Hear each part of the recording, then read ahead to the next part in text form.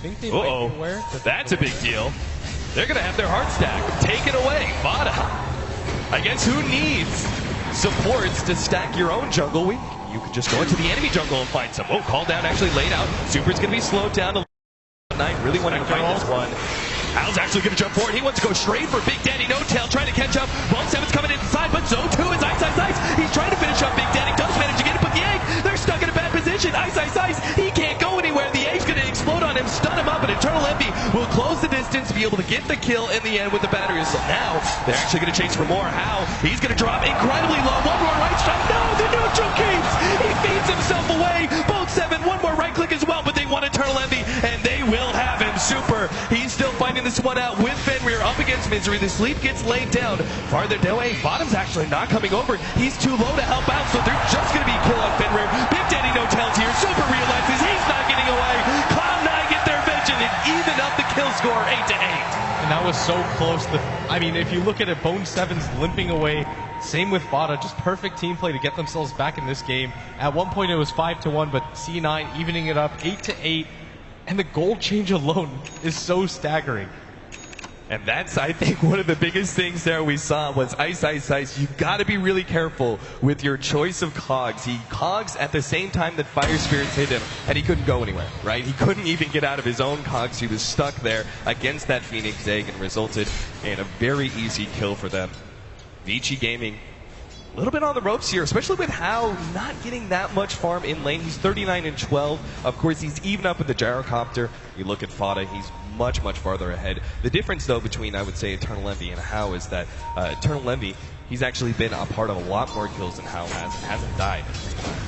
Yeah, gyrocopter's just a hero that's going to farm faster, and he can participate in fights because of the rocket barrage, but How having this rough time is a lot worse for him than Envy being low in CS, because Envy eventually can't catch up, and I mean, that's reflected in the net worth as How is barely ahead of their Wisp, and it's honestly the product of this ward down here that's allowing them to spot for vision, that allows them to continue the dive because they can see when the TPs come in and make accurate decisions. From there, C9 just simply outplayed Vici.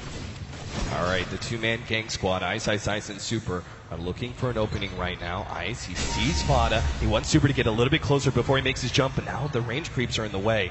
And he can't go for it. That two-man smoke not working out for them just yet. This is incredibly important. Ice has not had that good of an impact. He really needs a kill here, and they will jump on Fada now. All ready to jump in. Ice Blast explodes him, and Ice actually makes a quick TP away. No, Misery stops him.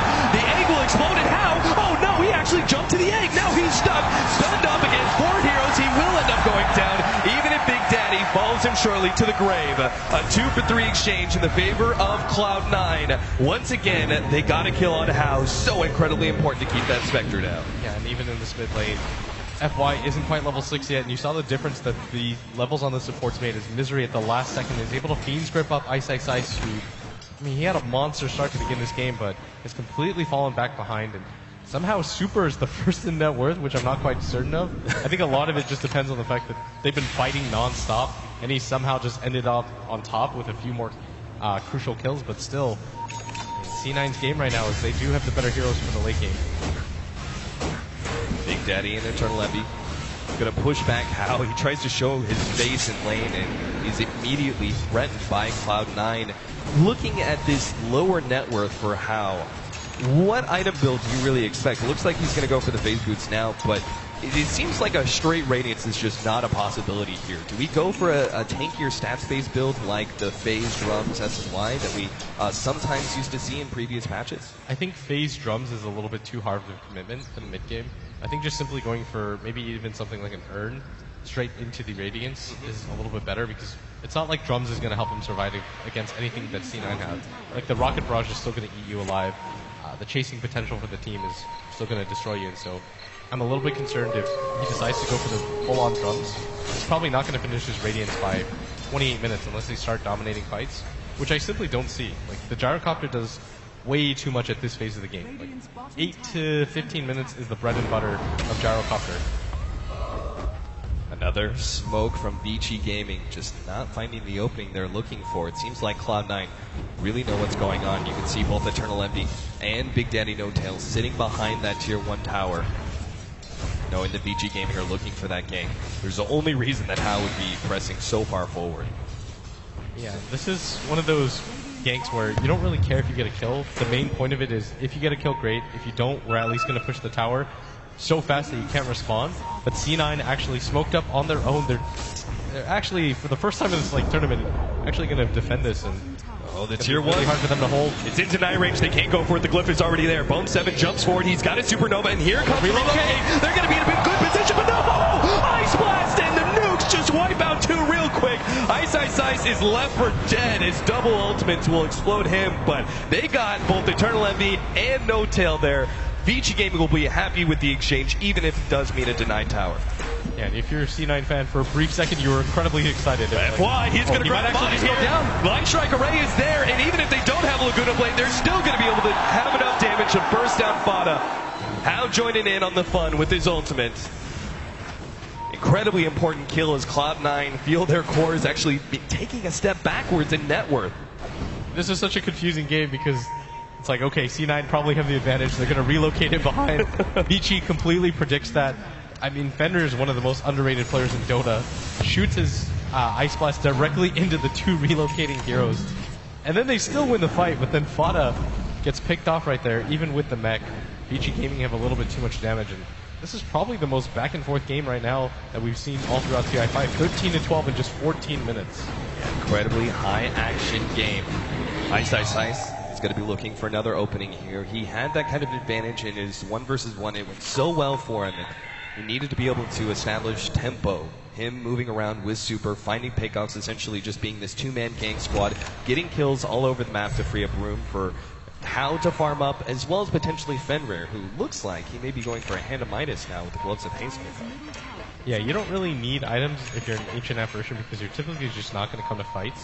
You'll just fire off the Ice Blast, so it's better to just build as greedy as possible. I think that's actually reflected in the fact that AA has the highest KDA, just because he never participates in fights. Yeah. He's not meant to die. You don't get an abandon if you're AFK for 5 minutes. You're just going to sit in the middle of the jungle, throw your Ice Blast, and hope you don't get picked off. But something I do want to point out is Misery already has a 4-staff just 15 minutes into the game, and this will impact a lot. Now, talk about item choices for Misery. What other items could he have gone for? I'm looking at potential Glimmercade pickup would have been great against all this magic damage. Is the 4-staff just because the clockwork is sort of the extra factor that forces you to go for that mobility item? 100%. He's one of the best initiators, so if you can just take him out of the game by making his cogs a little bit more useless, it's going to make a big impact. But there's that bottom staff coming into play with Relocate on top. How in serious trouble, and they don't even try and save him. FY, he's like, sorry buddy, you're done for. There's no support here. Vici Gaming unlikely to mount a response, at least yet. With the Relocate back, perhaps they'll still go for an opening here. FY is going to be hit by this call down. Ice jumps in now, trying to go for Eternal Envy. Maybe that's not the choice. Eternal Envy is hit and going to be blown up by that Ice Blast. The combination of nukes out from Super. FY comes forward and actually steals, what did he get? Brain Sap. Decent ability snag, but ultimately is not going to change the tides of these fights. Cloud9 with their 4-man will start backing up. Still a 2-for-1 trade for them. You do lose Envy, but at the same time, you pick up the Spectre, further slow down his progress. He actually opted to go for the Vitality booster. I hope that's not a full Vanguard. I just don't think that item does enough for him. Right. I think it's just one of those items where it's a throwaway. You'll eventually get a heart, so the commitment isn't too hard, and you just want your hero to be a little bit more tanky so that C9 isn't so aggressive on you. Like, okay, if you want to gank me, it's going to take 2 or 3 heroes. Yeah, you don't want to be low enough to be blown up by 3 different races from Fada. That just by itself would be enough to threaten the house. So the extra bit, why do you think he went for the Vitality Booster as sort of like the value item rather than certain other items such as the Ogre Club or the Assange, perhaps even just a Bracer or 2? I don't think those are any items that you want to hold on to the late game. Oh, and at top, they're actually going to make a move. Pow's getting quite low. He's got the dagger and will be able to get to the trees. And Ice actually now makes his debut into the fight, going for Eternal Envy with on top Ice Blast. They do manage to catch out Hal still in the trees, and Fada will easily clean him. Oh, no, he actually jumped away. Oh, what an ultimate. He went over to Big Daddy, and he's into the trees. He may actually be able to get away with the dagger. Unbelievable. He gets the escape. Meanwhile, Misery goes down. Relocate on top of Super, though. He's on the run. Does manage to get the Light Strike Array. The last couple of right clicks is there. Big Daddy gets the kill. Gets vengeance for Misery, his fellow support. I still cannot believe that Hal managed to get away with that ultimate. Yeah, but he had like 20 health, walks into that top area, The sad thing is they knew that he was there, but they didn't want a chance going for it. I doubt they knew whether the TP was up or not, and FY just going to kind of bother Envy. Yeah, double damage on the SF. There's no way they challenge that. BKB's going to be coming in soon. He's already got the Uwu Club and a 1,600 gold in the bank right now. It's going to be tough times. Once they get the double BKBs, the Gyrocopter and the SF, they've got a really great supporting cast in the Bane and Wisp, who don't necessarily need a whole lot of items. And same goes with the Phoenix. He just needs levels, which he will have that level 2 Supernova, which is a huge jump in power for the Phoenix. It seems like Cloud9 are going to reach a certain peak of strength within the next 5-7 minutes. Yeah, right now I'm a little bit concerned for Vici Gaming because it's 15-15 and you're seeing kills back and forth, but this doesn't actually benefit. Oh, he's just half a second too late. Ice. Misses the hook shot there in the top lane. Should have just trusted his instincts, but these constant back and forth trades, I mean, they're incredibly entertaining to watch. And it's like the most Cloud9 game I've ever seen, but they're still getting the better of the exchanges right now. You know, those BKBs are just going to make it all the worse for Ice, who chose for his item build to try and go for an early Blade Mail, which would be very powerful against certain heroes like the SF. Oh, jump in here in the middle lane. How? Slowed down by the call down. Gets into the trick. No, the Fiend's Grip actually grabs him. And he's done for. Once again, Vici Gaming just do not have the defensive support to be able to react. Oh, they're going for the relocate at bottom. This is a huge dive. Beautiful Light Strike Array. Will be able to hold these heroes with the Ice Blast coming in on top. Eternal Envy's hit by that one, but they have no more nukes left. Bone 7 snag as he tried to just dive right through. Needs to be able to get off that Supernova. Bounce back. He will be able to get it off just in time, but is rapidly focused down by Vici Gaming. Super on the run. Will be able to keep alive Zangos with Ice. And Cloud9 have overextended themselves on the run. Whoa, what a jump here from FY with that Phoenix time. Gets some more damage on Eternal Envy. They need one more round of nukes, but it's not going to be there.